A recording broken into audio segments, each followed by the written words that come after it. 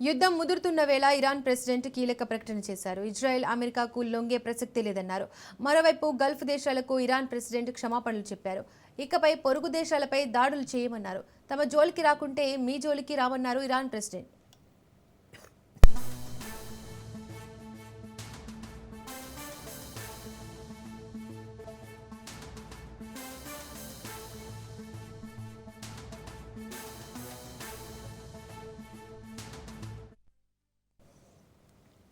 యుద్ధం ముదురుతున్న వేళ Iran president కీలక ప్రకటన చేశారు. ఇజ్రాయెల్ అమెరికాకు లొంగే ప్రసక్తే లేదన్నారు.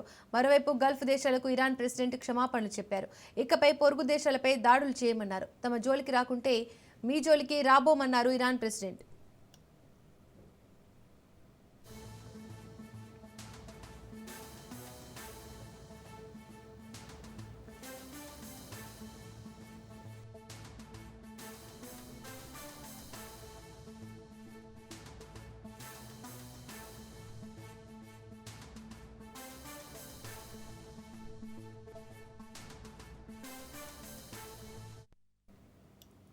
యుద్ధం ముదురుతున్న వేళ ఇరాన్ ప్రెసిడెంట్ కీలక ప్రకటన చేశారు. ఇజ్రాయెల్ అమెరికాకు లొంగే ప్రసక్తే లేదన్నారు.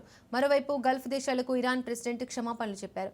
ఇకపై పొరుగు దేశాలపై దాడులు చేయమన్నారు. తమ జోలికి రాకుంటే మీ జోలికి రాబోమన్నారు ఇరాన్ ప్రెసిడెంట్. ఇక మరింత సమాచారాన్ని మా ప్రతినిధి రాజు లైవ్ ద్వారా అందిస్తారు. రాజు, కీలక ప్రకటన చేసింది. గత వారం రోజులుగా కూడా ఒకవైపు ఇరాన్ ఇటు ఇజ్రాయెల్ దేశాల మధ్య యుద్ధం కొనసాగుతూ ఉంది. ఇజ్రాయెల్కు అమెరికా సపోర్ట్ చేస్తూ ఉంది. పెద్ద ఎత్తున ఒకవైపు ఇరాన్, అదేవిధంగా ఇటు ఇజ్రాయెల్ మధ్య జరుగుతున్నటువంటి యుద్ధంతో ప్రపంచవ్యాప్తంగా కూడా తీవ్రమైనటువంటి పరిణామాలు అయితే చూస్తూ ఉన్నాము. ఒకవైపు ఆయిల్కు సంబంధించినటువంటి ఏదైతే వివిధ దేశాలకు సరఫరా కావాల్సినటువంటి హార్ముజ్ జలసంధి ఇప్పటికే మూసివేయడంతో దాదాపు ప్రపంచానికి సరఫరా కావాల్సినటువంటి 30% కూడా చమురు అక్కడ స్టక్ అయిపోయినటువంటి పరిస్థితి కనిపిస్తూ ఉంది. పెద్ద ఎత్తున వివిధ దేశాల్లో ఇప్పటికే ఇటు గ్యాస్కు సంబంధించినటువంటి రేట్లు అయితే పెరుగుతున్నాయి. తాజాగా మన దేశంలో కూడా ఈరోజు ఒకవైపు గ్యాస్ రేట్లు కూడా పెంచిన పరిస్థితి కనిపిస్తూ ఉంది. సో ఈ నేపథ్యంలోనే ఇరాన్ తాజాగా ఒక కీలక ప్రకటన చేయడం జరిగింది. ఇరాన్ ప్రెసిడెంట్ మసౌద్ పెజిష్కియాన్ కీలకమైనటువంటి ప్రకటన చేశారు. ఏదైతే అమెరికాకు సంబంధించి సైనిక స్థావరాలు ఉన్నాయన్నటువంటి ఆరోపణలతో గల్ఫ్ దేశాలపై ఏదైతే దాడులు చేస్తూ ఉన్నారో సో ఆ దాడులు ఇక చేయమని చెప్పి కూడా ఆయన కీలక ప్రకటన చేయడం జరిగింది. ఆయా దేశాలకు ప్రధానంగా గల్ఫ్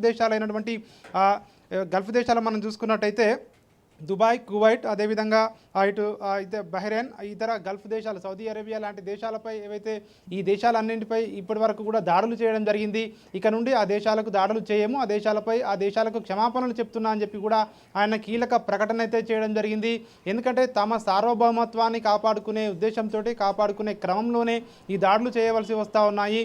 ఇతర గల్ఫ్ దేశాల నుంచి తమ దేశం వైపు దాడులు అనేటివి జరపకుంటే ఖచ్చితంగా మేము ఏ దేశంపై కూడా దాడులు చేయము, ఇతర దేశాల జోలికి మేము వెళ్ళబోము అని చెప్పి కూడా ఆయన ప్రెసిడెంట్ చెప్పిన పరిస్థితి కనిపిస్తూ ఉంది. అంటే ఇక్కడ మనం చూసుకున్నట్టయితే ఇతర దేశాలపై దాడులు చేయము కానీ కండిషన్స్ అప్లై అన్న విధంగా కూడా ఆయన చేసినటువంటి ఏదైతే కామెంట్లు ఉన్నాయో సో ఆ యొక్క ప్రకటనను మనం చూడొచ్చు. ఇక్కడ ఇప్పటికే ఒకవైపు గల్ఫ్ దేశాల్లో పెద్ద ఎత్తున విమానాశ్రయాలు కానివచ్చు, ఇతర అమెరికా సైనిక స్థావరాలు కానివచ్చు, పెద్ద ఎత్తున ఇప్పటికే ఒకవైపు నష్టాన్ని చవిచూసిన పరిస్థితి కనిపిస్తూ ఉంది. ఇప్పటికీ కూడా పూర్తి స్థాయిలో విమాన సర్వీసులు అక్కడ నడవడం లేదు.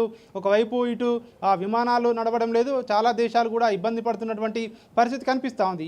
ఈ యొక్క దశలో ప్రస్తుతం ఆయన చేసినటువంటి ప్రకటన ఏదైతే ఉందో ఇతర దేశాలపై దాడులు చేయమని ఏదైతే ఉందో సో అది ఇతర దేశాలపై ప్రపంచవ్యాప్తంగా కూడా కొంచెం రిలీఫ్ ఇచ్చిన పరిస్థితే మనకు కనిపిస్తూ ఉంది. అయితే ఈ యుద్ధం అనేది ఇంకా ఎన్ని రోజులు కొనసాగుతూ ఉంది, ఎన్ని నెలలు కొనసాగుతుందని చెప్పేసి ఇప్పటికీ ఒక క్లారిటీ అయితే రావడం లేదు. మరొక వైపు అమెరికా అయితే ఎట్టి పరిస్థితుల్లోనూ తమ కాళ్ళ బేరానికి ఇరాన్ రావాల్సిందే అని చెప్పి కూడా ట్రంప్ ఇప్పటికే ఒకవైపు హెచ్చరికలు జారీ చేస్తూ ఉన్నా కూడా అమెరికాకు ఇప్పటికే ధీటుగా సమాధానం చెప్తున్నటువంటి పరిస్థితి ఇరాన్ను మనం చూస్తూ ఉన్నాము.